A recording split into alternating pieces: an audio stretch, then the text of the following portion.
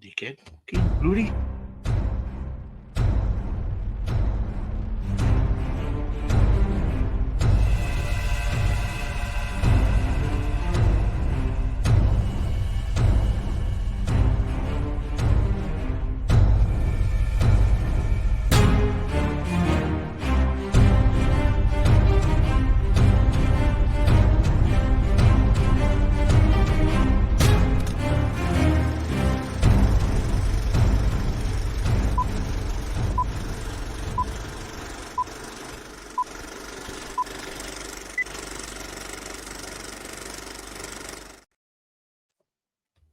Welcome to Paralytic Activities Podcast, your one-stop shop for all things creepy, kooky, weird and spooky, all done with an ale or two. Thank you, Nicholas Stepani. I'll tell you what, people, our kid here, our Orange, is on a raving rant tonight, I can tell you that. What's up, Neil? You can tell me. Nothing, John. Nothing. What's pulling your pisser? Tell me. No, everything, John. Okay. Maybe you'll let it go through the show, and I don't mean in like the flatulence way. Yeah. I think he'll probably just let it go as we go through tonight's episode. Neil, episode 20. 20, my favourite number, John, on the roulette. Yeah. Do you know it's my second favourite? I like 17 and 20 on the roulette. You know what I mean? Yeah, my favourite number. So we are Paralytic Activities Podcast, episode 20, like I said. Tonight, we have a Paranormal Ale review, not from Cafe Metro tonight. Even though we love Cafe Metro, we didn't go this week, but a good friend of ours has sent us some beers all the way from Tring, and Neil's going to do us a review, and I'm going to do a review as well. We have got our new kind of a cohort, Alex Moulder, or Mouldy, he likes to call himself. And he's going to tell us about an alien encounter in the TORREXFILES. We got another film review in Flick the Screen.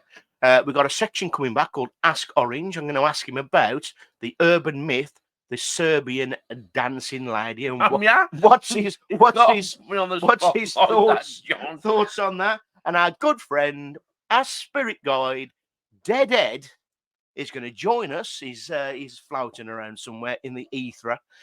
He's going to tell us about the ghosts and some of the hauntings of Tudor World, the Falstaff in Stratford. So, Neil, let's get on with tonight's podcast, and we'll start like we always do with a paranormal ale. It's got to start with the beer, people. Just want to say one thing, right? John, more section in a Terry's chocolate orange. There is. This show should be on television. Should be on television. Simple as that. But we ain't got the faces for television, Neil. John, we can't get 10 people to listen to it. Anyway, here we go. This is from our good friend, Mr. Dead Cold. Mark Boner. What a gent. What a lovely bloke and what a great gesture. Thank you for sending us these beers, mate. I'll tell you something now. Bloody legend. As Clark Griswold said to his turkey in Christmas vacation, John. Yeah. If this tastes as good as it looks, we're in for the trees. So we don't turn it like the turkey. Let's just start with how you yak on it, Neil. Yeah. So what we got today, I can't thank you enough for this, because I've looked at the tin and it's busted biscuits, biscoffee stout, John. Yeah. Look at that. It's ain't from the band Busted, is it? No. John, it's been sitting in my fridge looking at me for 5 days, and my mouth's been drooling over it because it sounds absolutely fantastic. I'm glad only your mouth's been drooling, Neil. John, stop it, please. Anyway, it's 6%, and it's a very strong stout, John. But what I'm going to say to you, the Starpit tastes as good as it sounds. Well, before you do, Neil, we've also got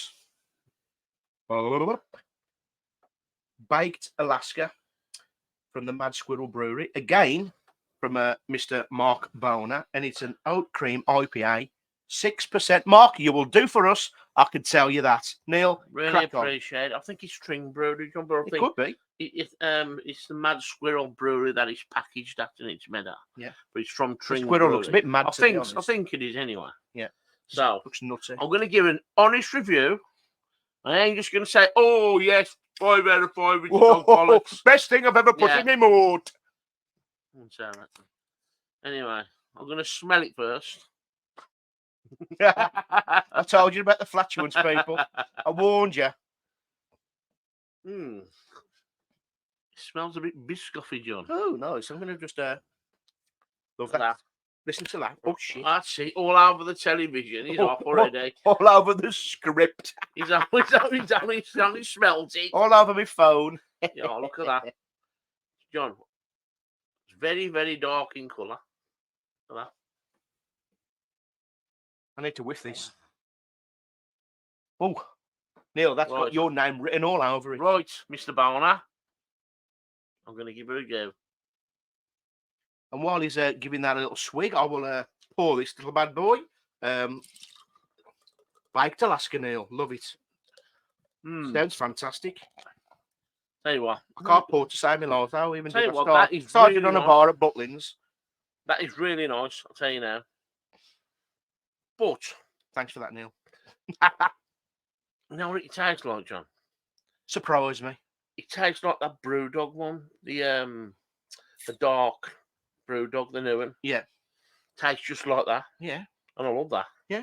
What does it taste like then, Neil? You're not saying anything. Well, I'm trying to get the biscoffy taste. Oh. Let's just give this a little swig. Really nice. Tastes very strong. Yes, Mark. That is a really nice drink. See, that's Neil's kind of beer, and the It Baked is. Alaska is my kind of beer. That is a really nice drink. I don't think I could drink too many because So put a knockers on it. it's like it's a stout. You know what I mean? Yeah, yeah. Oh, went out last night, had 15 pints of stout. Don't Imagine happen, that, does it? John. Don't happen.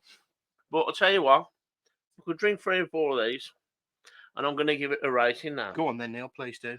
I'm going to give this 4.4 out of 5. Okay. That's a good score. Beautiful. So anyway, It's the really Baked nice. Alaska, people. I'll just rattle through it as quick as I can because Neil takes forever. 6%. It's melted through the layers of luscious, indulgent, bold hops and creamy texture. An old cream IPA. It's got tropical fruit, vanilla, and all the good stuff. Do you know what, Neil? I ain't one for reviews. I'm not one for giving a good score. Oh, here we go. But this, people, is a good 4.8. Probably 4.8. probably the best one I've ever give on the on this show. You don't never give it anything from 4.2 because it's a Boston Hill. I'll even love the can. I love Baked Alaska. I love all that kind of shit. You know what I mean? Love it. Fantastic, Mark. You'll do for us. I can tell you that. And the next week we've got another one off here as well. We'll worry about that next week, Neil. I know. So anyway, please check out Dead Cold Paranormal on YouTube, and you won't be disappointed, Neil. You do some cracking videos. Cracking. You just got what you just got, just syphilis, I think, Neil. No, not syphilis. What was it? 100,000 views. Could do, Neil. Could do. But Neil, we're going to crack on with the comments. Crack on with the comments, Neil, from our last episode, which was Neil Brains, Ghost Trains, and Sneeze Manans. Yeah. So Newbie Doo, Neil, not Scooby Doo. It's easy to get mixed up. All she said, which even though it's a nice little comment, she just said, "You guys are so fucking funny." Thank you.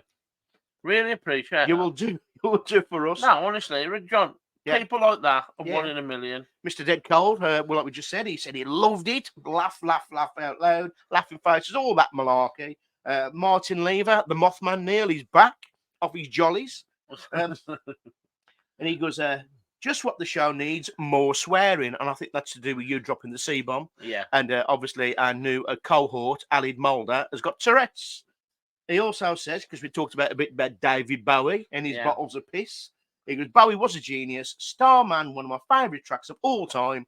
At least he kept his bottled piss in the fridge, which is a good thing, Neil. You know what I mean? Don't leave anything out. You don't know what kind of bacteria is going to ferment in there. John, I've seen a photo of him today, all the litter pickers. What, David Bowie? John, stop it. Just let me talk. Litter pickers, yeah. There's a photo of them on Facebook. Yeah. And Martin Lever's got like a flat cap on. Yeah. And I went, what are you, one of the picker blinders? Did you laugh, Neil? No, he hasn't got back to me. I haven't, it's Martin. He's a busy man. He's a busy man. And he goes, I've picked up enough Drivertiser, as just Wombles call it, to last a lifetime. And I asked him, what the friggin' hell's Drivertiser, Neil? I don't know what, Neil, I don't know what it is. What did you say in the last episode about David Belly? David Belly? David Belly? David Bowie keeping his bottles of piss in the fridge. But I've never heard it called Drivertiser. Yeah, but just put two and two together. And he said he's picked up that many Drivertisers, people pissing in bottles in the street, because he's a litter picker, John. Oh God, yeah. I thought he meant that out of his car. Out of his car. Well, he might be on caught short. You know, driving to the Mothman convention. Might be, I don't know. You know, after all them brew dogs, he might have picked up the wrong bottle and drunk his own piss. I don't know, Neil. I don't know. So what it is, it's bottles of piss, basically, Drivertiser. Yeah. Another comment, Neil, of Hayley Summergill. Good old Hayley. Neil Smith, I can't believe you dropped the C-bomb. All right, pretty Tom Jones.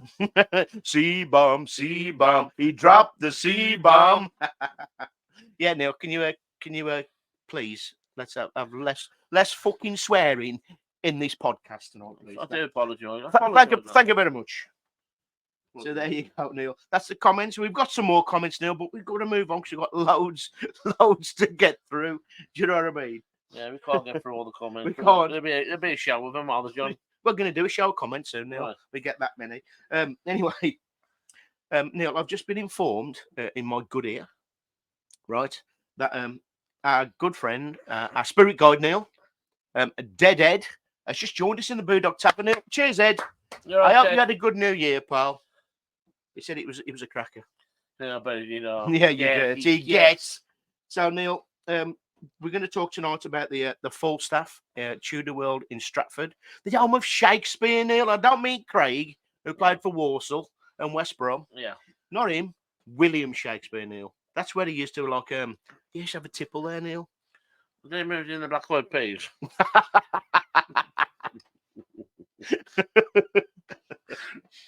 Not Fergie. Not Will I am. Will I was I thinking of Fergie. Will I am Shakespeare. He's a bit of a poet, Neil. Poet for our generation.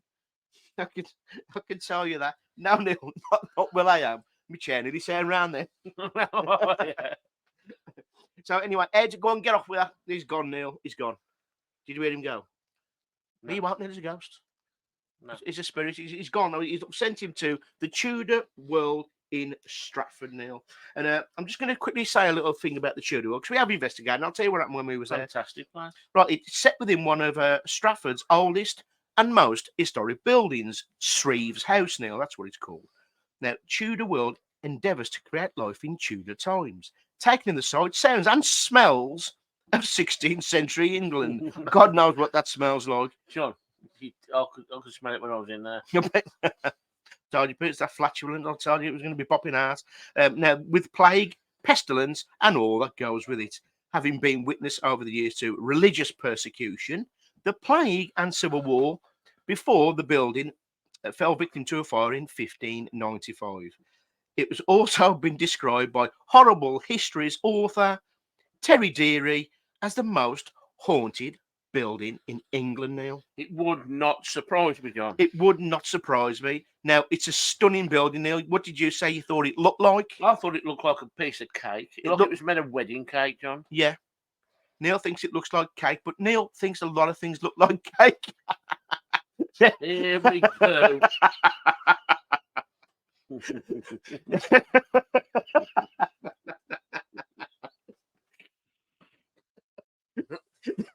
It's a stunning Tudor building. It used to be called the Three Tons Tavern, and the landlord of which, William Rogers, is reputed to be the inspiration for Shakespeare's comedy hero, Falstaff, Neil. Right. That's why it's called the Falstaff now. Oh. The building is now a museum to Tudor times and Shakespearean tribute with rooms devoted to William Rogers. Nothing to do with Roy. not Roy Cropper. Tudor life and schooling, and the Elizabethan visionary, political advisor, and mystic. Now, there's a combination, I think, now. You know what I mean? Perfect for that building. John Dee, who was said to be the inspiration for Shakespeare's magician, Prospero, in The Tempest. Have some of that, Neil. Have some of that. Now, before Ed comes back and tells me about the resident spooks and the ghosts and the hauntings, there are claims there's a number of spirits that roam the property. There's an archer from Henry's 8th reign. There's a serial killer. There's a pickpocket. And there's someone who there was a bit of beef around town, Neil. A bit of beef, you know. You owe me a sixpence. Give it now. Give me your pocket money. Give me your dinner money. That kind of person, Neil. Off Oliver Twist, John. Well, Bill Sogg saying that. Well, Bill Sogg was a cockney, wasn't he? Hey, Bullseye. I don't know, we watched Bullseye back then. How old is Jim Bowen? I know he's dead now, but you know, I don't think it was running in the 1950s. The 1500s, I meant. I don't think Bullseye had been going that long. It's head, mind you. It looks like it had Jim Bowen. Now, there is a... Actually, Neil, stop. I'm going to stop you right there. Ed is there. Give me a little nudge saying, I'm ready now. I'm a busy man.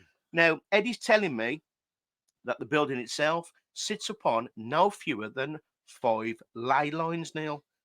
What was that, Ed? And he's also saying there are several vortexes, Neil, in this building, especially on the upper floor. Now, he's saying that because of these vortexes, Neil, and the ley lines, you put them together, the spirits can enter and never leave, which is making it a real hotspot for paranormal activity. Well, you've screwed up there, haven't you, Ed? It's been nice knowing you, pal. Oh, no. It's been nice knowing you. So anyway, Ed's telling me now about some of the ghosts he's encountering while he's there. First of all, he's telling me about a young pickpocket, Neil. Now, she likes to remove people's jewellery and mess with them. And not mess with them, Neil, but like try and take the money. Now, the pickpocket likes to take biscuits. So if you go to the Falstaff, make sure you take some biscuits. And he's telling me now, what was that, Ed? He's talking in my good ear, Neil. This pickpocket is a long-distant relative of the Artful Dodger, Neil. Oh, here we go. Pickpocket. Yeah, he's actually calls himself the Artful Jammy Dodger, Neil. Really? Yes, I'd take some biscuits with you, and more than likely you were going to meet the pickpocket ghost of the Falstaff. What do you think about that Robin Little get, Neil? I don't know. I just don't know. He was also telling me about a really horrible spirit, what roams the upstairs in the museum, Neil. He's the ghost of a local serial killer. A local serial killer, the ghost of him, haunts the Falstaff, Neil, the Tudor world. Now, Ed's telling me now, if you come across him, Neil, you might get a whiff of fish. Why? Why? Because he was nicknamed Jock the Kipper. I think he was like the Stratford's version of Jack the Ripper. Oh, because he stunk of fish. Yeah. They nicknamed him Jock the Kipper. Jock the Kipper. Jock the Kipper, Neil. Jeez. I think it's a load of bollocks, if you ask me. Anyway, Ed also says there's a hooded figure with red eyes, but it's none other than Shakespeare himself, Neil. No, not Craig Shakespeare, and not Will I Am. It's none other than Shakespeare himself. No, I don't mean that nervous javelin thrower. Oh, Shakespeare. Yeah. William Shakespeare, Neil. William Shakespeare is the hooded ghost on the top floor with red eyes, who stands there watching you, Neil. Why's he got red eyes, John? Because I'll tell you right now, Neil, Shakespeare was a pisshead. This is why he used to go to Shreve's house for a beer, Neil. Yeah. Dost thou have a mug of ale for me and me mate? That I don't know how Shakespeare sounded. No one really did. But that's as close I'm going to get. Well, Ed's telling me that's what he's saying right now. Do you know what I mean? Yeah. Now, he said William Shakespeare comes back to the pub as a ghost, Neil, because he's still hanging out of his arse. Hanging out of himself. No, hanging out of his own arse, Neil, because he's hungover. Oh, And that explains the red eyes, doesn't it? what a contortionist. Yeah. And the reason he keeps coming back, Neil, is because one, he was an alky. And that explains the red eyes.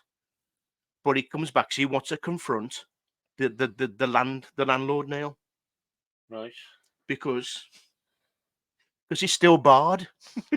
Well. Nice bit of Shakespeare humour right there, Neil. Do you know what a bard is? I've heard of it. Well, a bard's a poet, Neil. Yeah, yeah. Like Shakespeare was known yeah. as a bard. Well, he's still barred Yeah. from the full staff. So there you go. That is some of the ghosts that haunt the full staff. Now we've been up with Neil. Yeah. We've been, and we actually love the place, didn't we? We did. We love the place. It's and we're going to tell you about it right now. But first, I'm going to say to Ed. Ed, cheers. Now, if you don't see it again, we know that you're stuck in the vortex of the Falstaff. But we'll try and see you soon anyway. Well, he said he's off now, Neil, because he's got a cameo in the new Ghostbuster movie, Frozen Empire. Yeah. How's he got that? I don't know. He's blowing off Dan Aykroyd like in the original. Is he? Yeah. Neil, he's a dirty get out of He don't give a shit. He don't give a shit. Well, now I'm like Ed, I expect it. Well, he's saying to me, he goes, well, I'm always sliming people. I just want to see how the others live, basically. So now he's gonna blow Dan Aykroyd off. Only joking.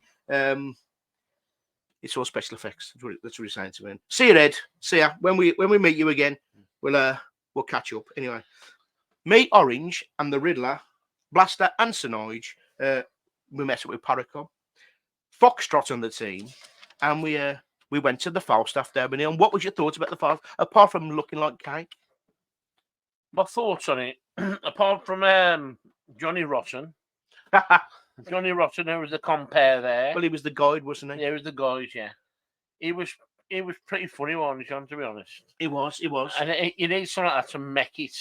You Yeah. know, that got us started off like, and we thought we were in for a good night here. Yeah. But when we went up to the attic, nothing was happening, was it, John? No, Nothing it was happening. quite quiet. We thought, oh God, here we go again, another night with no action at all. Then I know the feeling. And then all of a sudden, it's just like something coming to the room, right, John? Yeah. It was one of them moments that I've got in my back of my brain that I can't tell you, I can't explain what actually happened. You know what I mean? Well, I can, Neil. It was weird. I can, Neil. First of all, the tour guide, I can't remember his name. I think his name was John. He knew his history down, Neil. He knew everything about the building. But the thing what stuck with us, a lot of us, especially Nige, it looked like a red Christmas stocking day, Neil. Yeah. The way he was shaped. I've never saw a shape like it. No. So anyway, we went straight to the attic. Foxtrot and the team, they went somewhere else. And some of the other, I can't remember who was there, or some other paranormal people. Kelly J. Ellis. Yeah, she was there, and some others.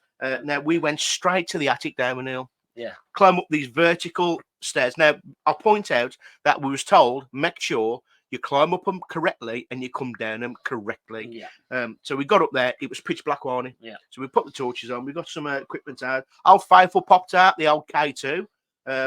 We had a trip hazard going on in the corner, like a sensor, like a REM poddy kind of thing.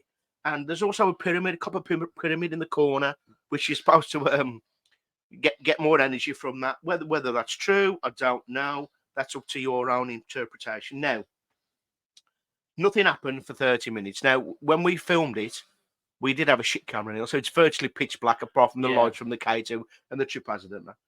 Nothing was happening for 30 minutes. Then all of a sudden, out of nowhere, Luke goes, I feel like there's something behind me. Don't forget, we're in the pitch black. We've got no night vision going at all.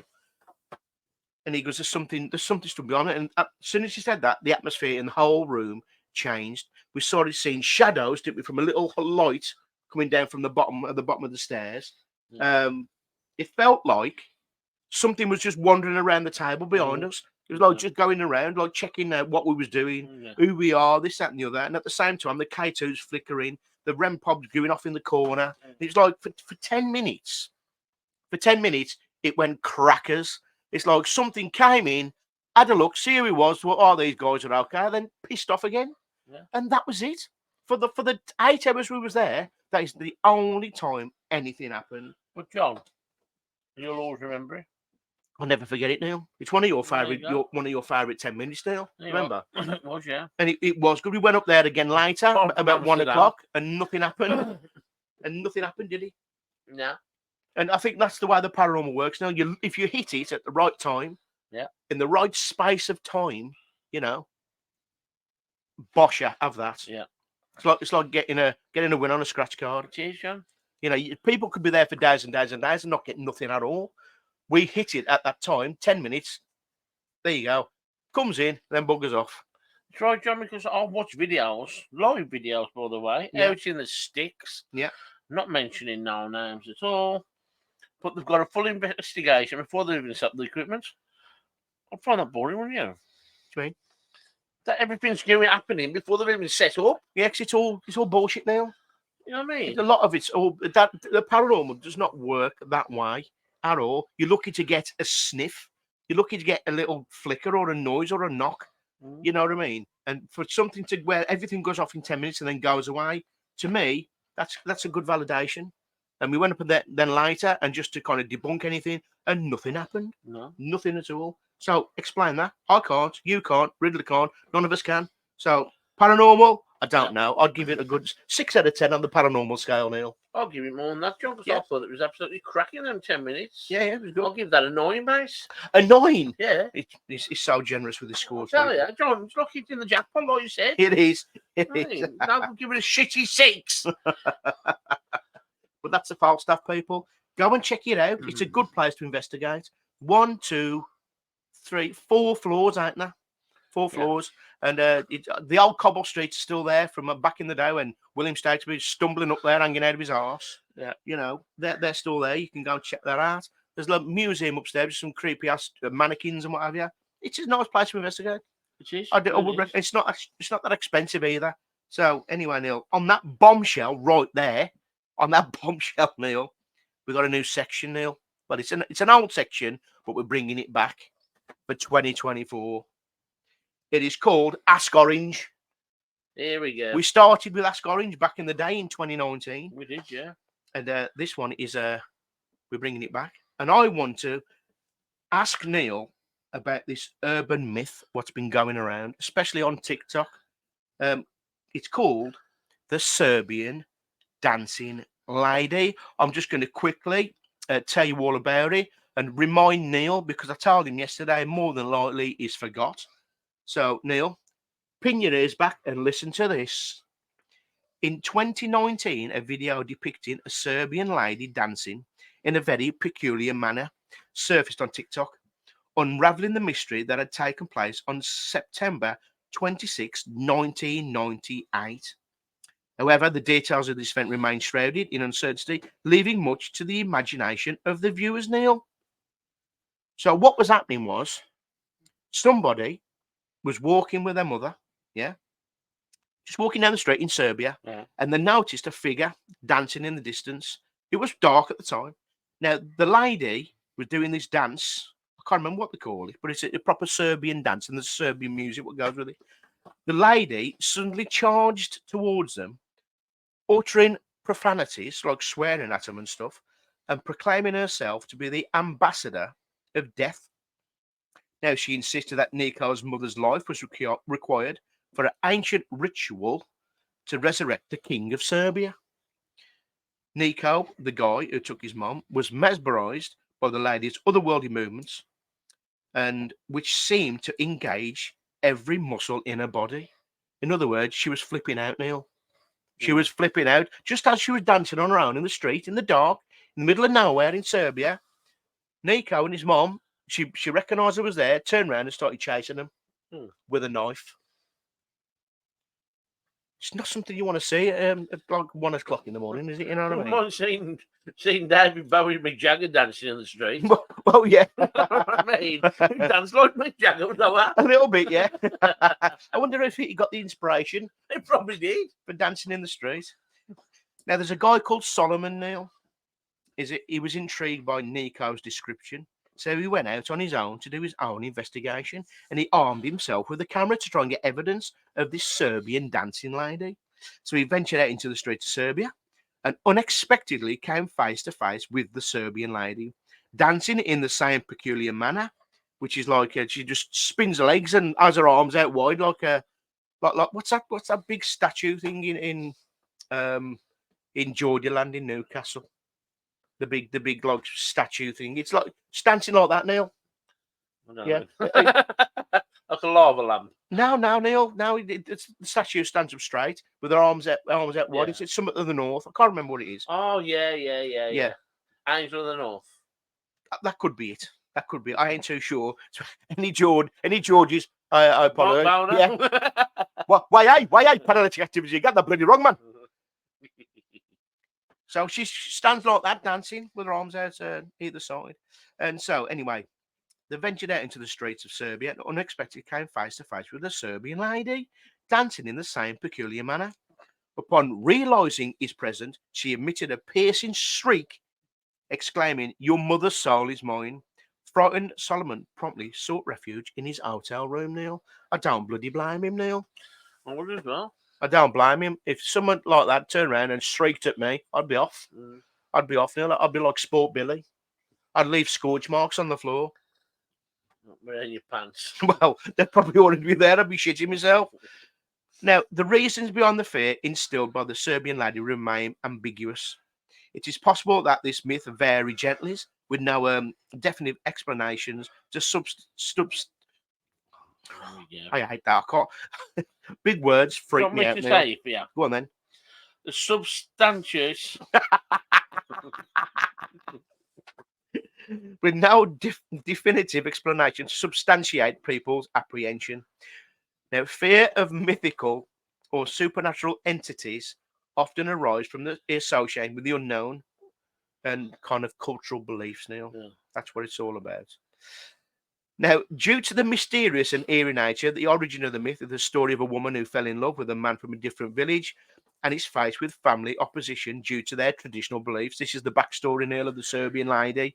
At some point in the story, the woman passes away and the spirit is forced to roam around the countryside by night, singing and dancing to a mournful tune, Neil.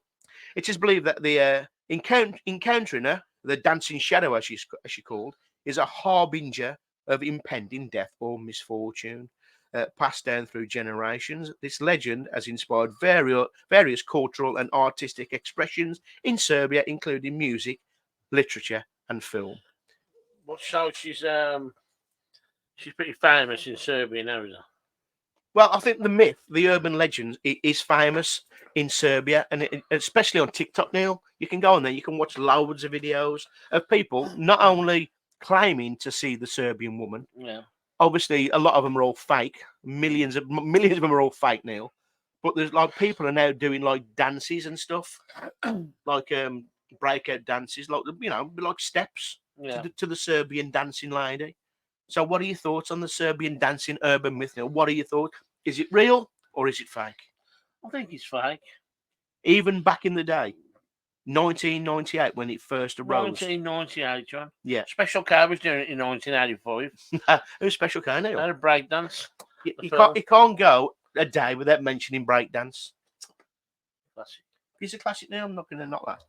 But you don't believe the fact that there was some nutter, some lady who's got mental problems, who's out in the street dancing, a bit like the Angel of the North, yeah?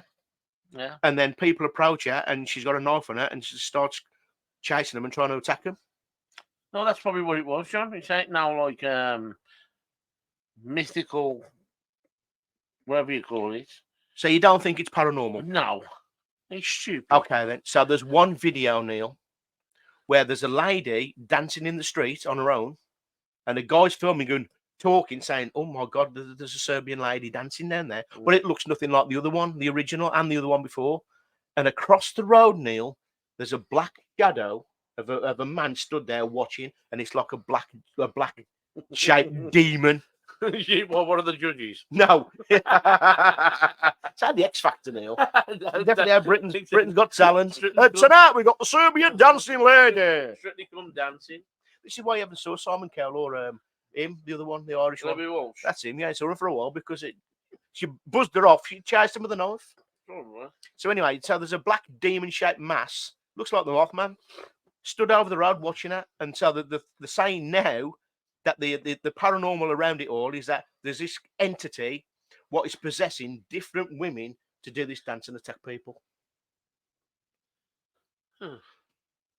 Whether it's true or not, whether it's real or fake, it's just interesting nonetheless. I just like stuff like that, Neil. Even if it's real, it's still quite scary and creepy. I'd cap me upon it. And it's an eerie, you know what I mean? Whether it's true or not, more than likely it's total fake. And maybe the story did start off with a mad woman chasing people with a knife, and then people build her up just like the Slender Man and all, and everything you see on creepypasta. Walking the dog, yeah. And by the chippy in Pleck, there's a woman dancing. What would you do? Well, this is Pleck, Neil. Yeah. We see worse than that. Well, what would you do? What would I do? She's there dancing like a lava lamp. Okay. Well, one, I don't walk anywhere, so I'll be driving. So, yeah. You don't walk the dog? Not down Pleck, I don't know. So, Neil, what's your thoughts then? What are your thoughts? We'll wrap this section up. I think it's a load of cobblers, John. It's a load of bollocks.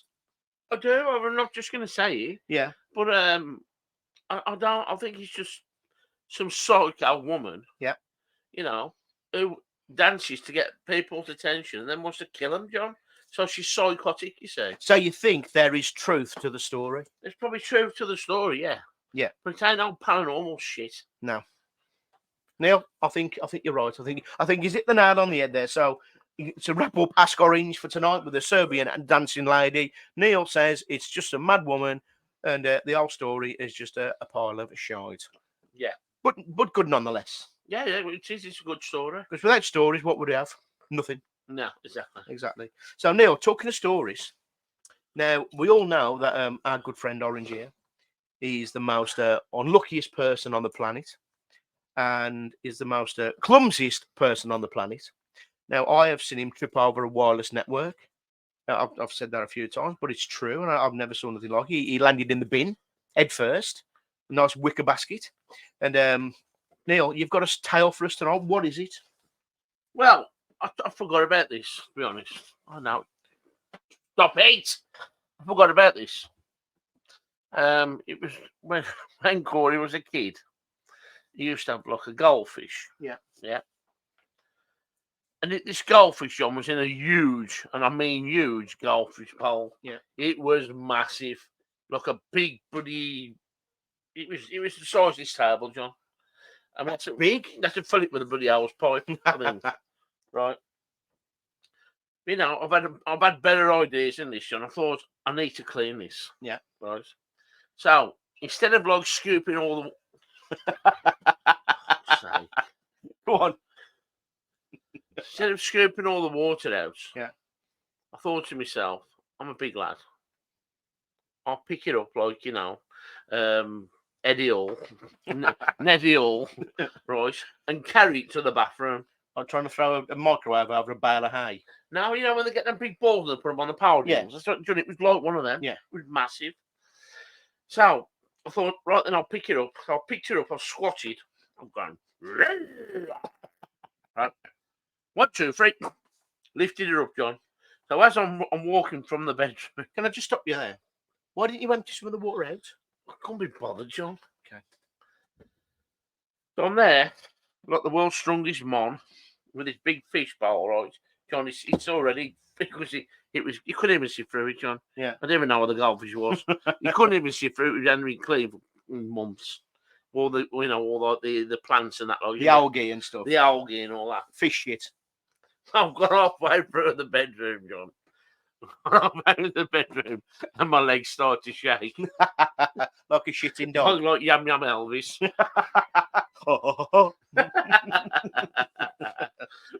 And I ended up tripping up. Out at Albany now. And this big heavy... I have just said that you trip over a wireless network, Neil, so nothing surprises me. And this big heavy fish bowl slipped out of my hands, crashed to the floor. But as it hit the floor, all the water exploded out the bowl because it was that heavy. So it's hit the floor downwards. Yeah. And it's just gone, erupted like volcano, basically. So a lot of this fish shitty water went in your face. everywhere, John. And I mean everywhere, right? Lord have mercy.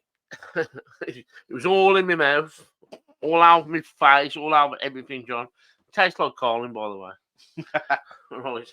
And what happened? All the clothes in Corey's wardrobe was all hanging up, and they were soaked. The wardrobe was soaked.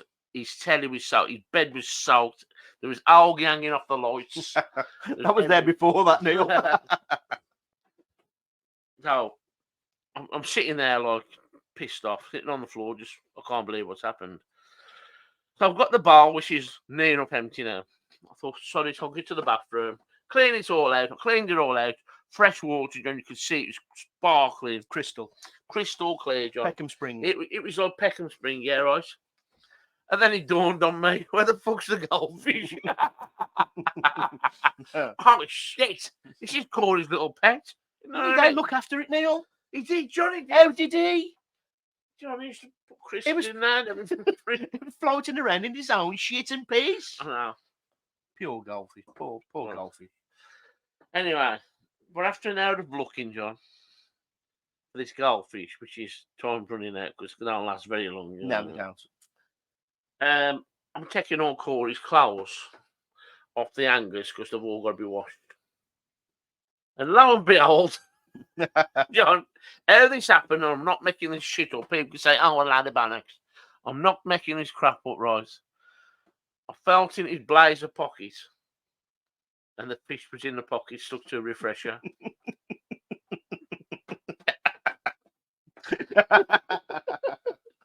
And he wasn't looking too well. It's like probably hanging onto a float. You know what I mean? Oh, yeah. Put it back in there. Swimming away with a refresher. Then again, a refresher will dissolve eventually. I know, he did. Yeah, he had some plague dipper trunks on as well. Did he? Yeah. And that's a true story. I totally forgot about it, to be honest. But, so you reminded me, John. Yeah. So has he had a goldfish since? I don't know. I took him to the fair since, so I don't know. And how come it never smashed when you dropped it on the floor? John, it was thick glass, man. Thick glass. This bowl, I don't know where the hell got his goldfish bowl from. It was like Spaceman's helmet. Yeah. That's what it was like. It was massive, John. It was huge. It wasn't a little thing like that. It was like huge. But yeah. Brilliant. That's another story done. In Yes. Orange Spills the Juice. About people are thinking, surely not all this can happen to one person. That's what people think, you know. But- if you think I'm a bullshitter, think what you bloody want. But I'm telling you right now, But you can't make that shit up. anybody who knows Orange here knows that he is, again, the most unluckiest, clumsiest person on the planet. It's as simple as that. Now, talking of people on the planet, Neil. Yeah. Right. We've got a new cohort, Neil. We've got a new cohort. There's me, there's you, there's the Riddler. We've got Seth Constantine, the Yorkshire Exorcist. Where we've got another one now, Neil. Yeah. We've got another friend who's helping us with this podcast. It's called Alid Mulder or Alid Mouldy. He likes to mix his name around. He's the long distant cousin of Fox Mulder from the X-Files. Now. Oh, yeah. Yeah. And Alid's from Wales. And he loves his aliens, Neil. He loves aliens. What is that? And he's going to join us and tell us about, like, famous alien encounters, Neil. Oh, yeah. That's what he's nice going to of do. him, yeah. Now, I'm just going to apologise to you people right now because he has got a bit of Tourette's. He's a bit sweary. Nothing like me last week, yeah? Now, it's like being in the video for the frog chorus. No, You're belching. It's like, not me, John. it's like sitting next to Barney Gumble in Moe's Tavern. Don't think so, John. You've got my head. Sludge guts. Anyway, so Alid Mulder is joining the podcast, Neil. And like I say, he might be a bit sweary because he's got Tourette's now. Come on then, John. So he sent me a message and he's gonna tell us all about this alien encounter. Take it away, Alid, me man. Boys, it's me here, Aled Mouldy, doing my first ever TORREXFILES. Very nice of you lads to have me on. Right, let's get right into it, shall we? I'm going to be telling you tonight about the Kelly Hopkinsville encounter. It's also known as the Hopkinsville Goblins case or the Kelly Green Men case. Lots of different names. I wish they'd make their bloody minds up. Right. So it was claimed a close encounter with extraterrestrial beings in 1955 near the communities of Kelly and Hopkinsville in Clifton County, Kentucky. Well, it's nice to say in Kentucky. Reminds me of the chicken, fried fucking chicken. In the United States. Now, ufologists regard it as one of the most significant and well-documented cases in the history of UFO incidents, while fucking skeptics, say the reports were due to the effects of excitement and misidentification of natural phenomena such as meteors and owls. Now, I've never mistaken an owl for an alien or a UFO, so, these Americans, I think they're fucking tapped in the fucking head, tap, tap, tap, tap. Right. Now, the United States Air Force classified the alleged incident as a hoax in the Project Blue Book. Project Blue Book we'll get on to in another time because that's a whole new kettle of fucking fish. Now,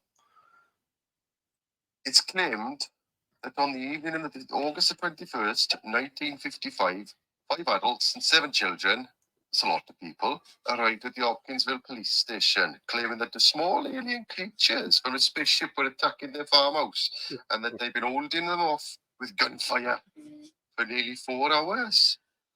Crikey, man. Now, 2 of the adults claimed they'd been shooting at a few short, dark figures. Well, that sounds iffy, doesn't it? Oh, no, it's a bit dodgy, this one, isn't it? And they repeatedly popped up at the doorway and peered into the windows. It's like a whack-a-mole, isn't it? Now, the Kentucky New Era, the first paper to report the incident, amplified the number to 12 to 15, and that number continues to be reported. Oh, bloody! What a really interesting one. So, I think they're all bloody mental. I mean, they describe the aliens, they describe them as goblins, aliens, little green men, little fucking green men, and owls, and circus monkeys. They're bloody soft in it. 4 officers, 5 state troopers, 3 deputies, 4 military police, a partridge in a fucking pear tree, investigated the farmhouse, finding bullet holes with no monsters. Right. Well, I tell you what, there's a little bit of everything in this one for you. Have a little discussion about it, and let me know what you think. Thank you very much. I see you all later. So there you go, Neil. What a nice bloke. It's a cracking bloke, ain't he? He is, yeah. He knows his stuff, Neil. Yeah. He knows his stuff. Now, obviously, sorry about no, I'm not actually sorry about the language. He's got Tourette's and he can't help it. He can't help it, Neil. He can't help it. But we've only spoke on the phone. But he sounds like a really top bloke to me. He is. He's playing Really? fireworks off them. So really. I think that's part of his Tourette's, Neil. How is he? Yeah, that's part of his Tourette's. What is- Yeah, so the Kelly Hopkinsville encounter, Neil, was known as the Hopkinsville Goblins case. Yeah. That's what it was famously known as in 1955 in Kentucky. Nothing to do with the chicken, like Alid said.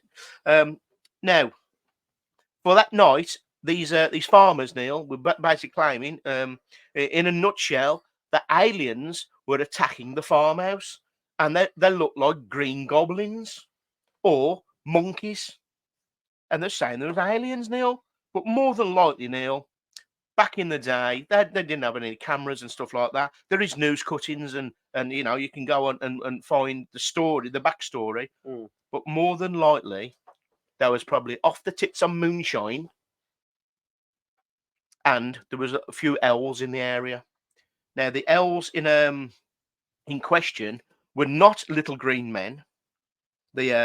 Even though they said they had large pointed ears, claw-like hands, eyes that glowed yellow, and had spindly legs. basically, the they got attacked by great horned elves, and because it was all off the tits of moonshine, they put it down to aliens. So they started having a shootout. they, they had a shootout, Neil, with these elves. So when all the police turned up, there was loads of bullet holes everywhere, but there was no little green men, basically. Yeah. And that is the Hopkinsville kind of case, the encounter, the alien encounter.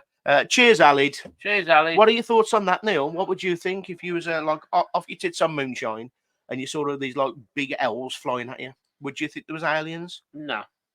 What would you think there was? Elves. Correctamundo. That's what I thought. That's what. But then again, we've never had none of this moonshine. It's supposed to fuck you right up, apparently. No. Fuck you right up.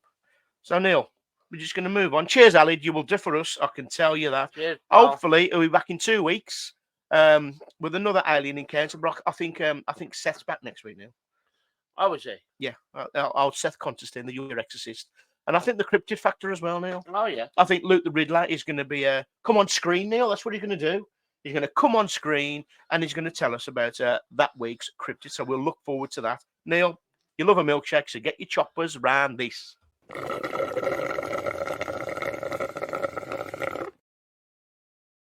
It is time for my favourite section, the movie section. Flick the screen, Neil. And we'd like to do a nice little section called Guess the Horror She Title. But I'll give Neil a title of a horror film, what guaranteed he hasn't heard of or even watched. So I'm going to tell him what it is, and he's going to tell me what it's about. Neil, what is this about?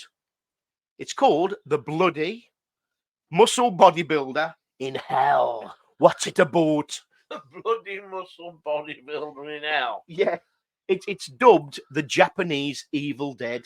So what do you think it's about? The Japanese Evil Dead. The Japanese Evil Dead. What is the storyline? Right. Obviously, it's about a bodybuilder. Correct. Yeah. The muscle bodybuilder in hell. Mm-hmm. Yeah. Yeah. It's Arnold Schwarzenegger. Get to the chopper. Hey, Christmas tree. Nobody taking me to the cola. Yeah. It's Eddie. Yeah. No, it's not. No. It's not. So, I reckon. One is not Japanese. I did say it's the Japanese Evil Dead, Neil. Remember? Yeah. So I don't think Arnie. He can't even speak English, Neil. He's going to be shit at Japanese. Let's be honest. Is it about a Japanese bodybuilder? It looks like Arnold Schwarzenegger. It looks like Arnold Schwarzenegger, and he is in hell.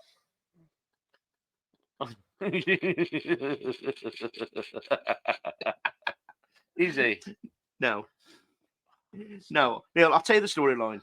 Go on. Now, this is the storyline to the bloody muscle bodybuilder in hell from 1995 now. After a surprise phone call, interrupts his daily workout, now with the barbells. Barbells. I'm physical, physical. Yeah, I gotta get physical. Was it like a bean sprout with two chicken balls on the end?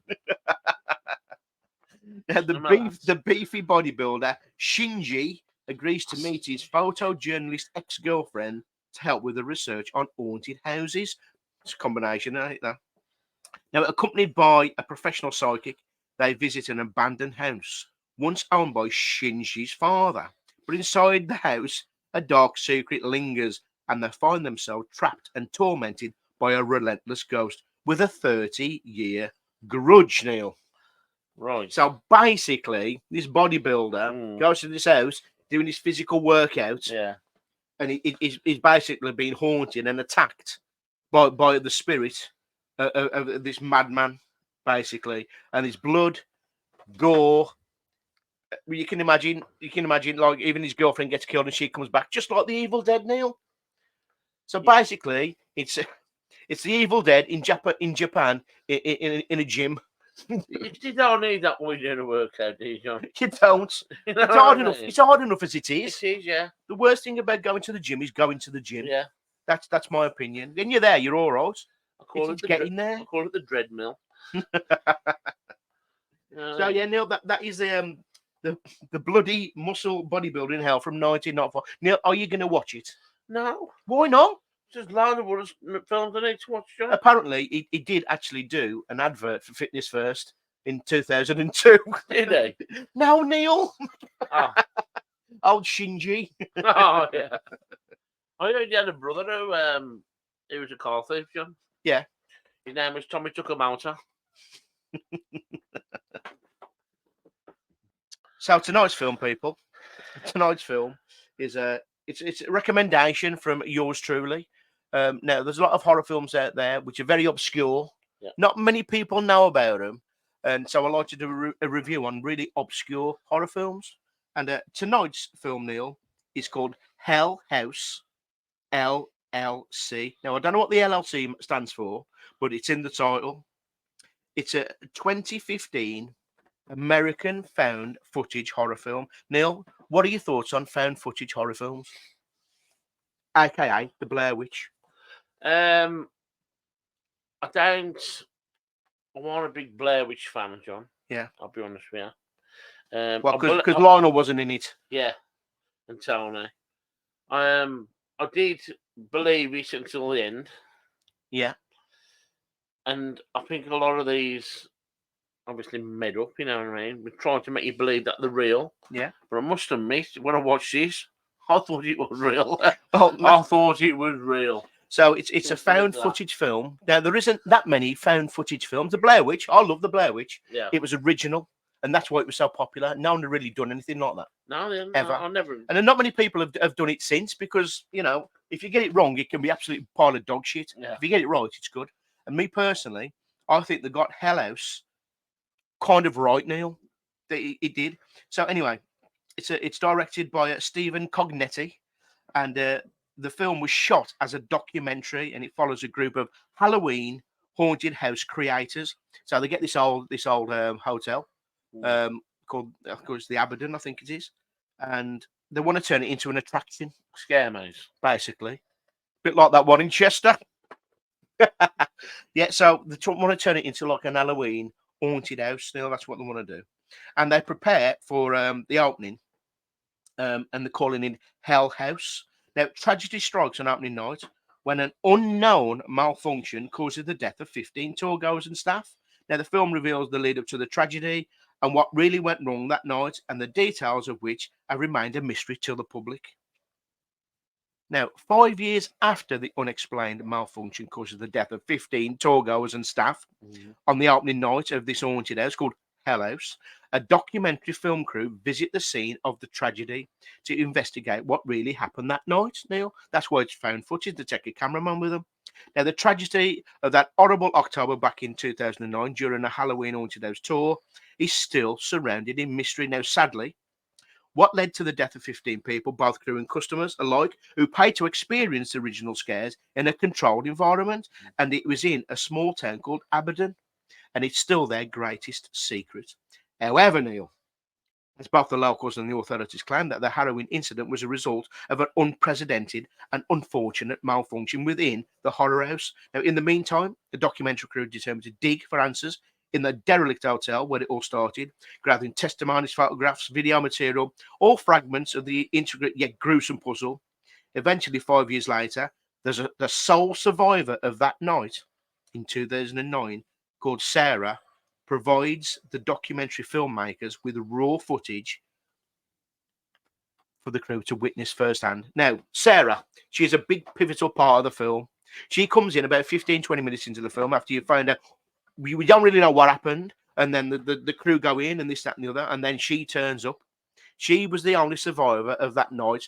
Now, her boyfriend and 3 other lads, these were the Halloween creators, and because they plowed all their money into doing this Hell House attraction, they stayed there. So they slept in this building, and that's where the camera footage comes from. Through the nights, weird shit was happening, and they was getting it all on tape. A lot of the props are moving around. There's shit. If you don't like clowns, I advise you not to watch it. Yeah. Because it is creepy as shit. Now, me personally, I love the film when I first watched it. I thought it was brilliant. The wife said, I'm never going into an haunted maze again. And it was all a recommendation of Leanne Burnham Richards. Name dropping again now, name dropping. But yeah, I love the film. I recommend you watch it. I'd give it a good solid 7.5 out of 10, which I think it's a good score, Neil. A good score. Yeah, it's a good Shit score. score, I advise you watch it, called Alehouse LLC. Now, the thing that found footage kind of tells you is that it's claiming to be real. And I never told this to Neil completely. Any spoilers out there? It actually does feel real, and you do think it is a real footage. Well, Neil did until right to the end when the credits rolled, and he went, "Did that really happen?" I went, "Don't be daft." Seriously, Johnny. I remember Neil. Yeah, and Neil, it did freak you out, didn't it? Freaked me out. You Man. started getting palpitations, I are thought, you? no way can this be real, but he was saying, yeah, it's real. But yeah, Neil was having palpitations. The sweat was pouring off him like the pilot's in an airplane. He was choking, and he couldn't eat his popcorn. And apparently he had to sleep with a teddy bear for 3 nights after that. Is that right, Neil? I mean, 3 nights, I've still got it. I don't think I'll sleep with these days, John. Yeah, so Alehouse LLC, check it out. It's a good 7.5 on the obscure horror movie rating. I recommend it. Go and check it. Bloody out, people. Go and check it out. So, Neil, episode 20, D-U-N. D-U-N, Neil. Any last words, people? People, you, I mean. Well, I just want to as say, in people. again, thank you to Mr. Mark Barner for the lovely bass. Absolutely fantastic. And I can feel the strength on it. Yeah. And it's really, really, really nice. Beautiful drink. I love this. I would recommend this. Baked Alaska. Oat cream IPA. It's up there with one of the best ones I've had for a long time. And we've still got one more, have we, John? Yeah. Well, you have. Next week. And it's 8%. Jesus Christ. Yeah. So there you go, Neil. Thank you very much. Like I said before, if you got this far, thank you very much. Yeah. Please leave us some comments so we can give you a shout out next week. Whether it's on Facebook, whether it's on YouTube when we put the video on there, whatever you'll do for us, I can tell you that. Yes. Neil, it's time to wrap up the show. Yeah. So anyway, we've got a little saying what we say at the end of every show, and it goes something like this. Now this goes out to all you ghost catchers out there, or you alien twitchers, you cryptid stalkers, or you horror. You're on for the Eric Morgan. I know, yeah. or your horror nutters. When we go out investigating, if we don't get any spirits, and if you don't get any spirits, Neil, what do we do if we don't get any? What do we do? Drink them instead. We drink them instead, people. Hey, what? We've got more catchphrases and bloody, what's his name, John? Bruce Forsyth. So, anyway. More segments of the tennis chocolate orange. Put all this together. Have a good week.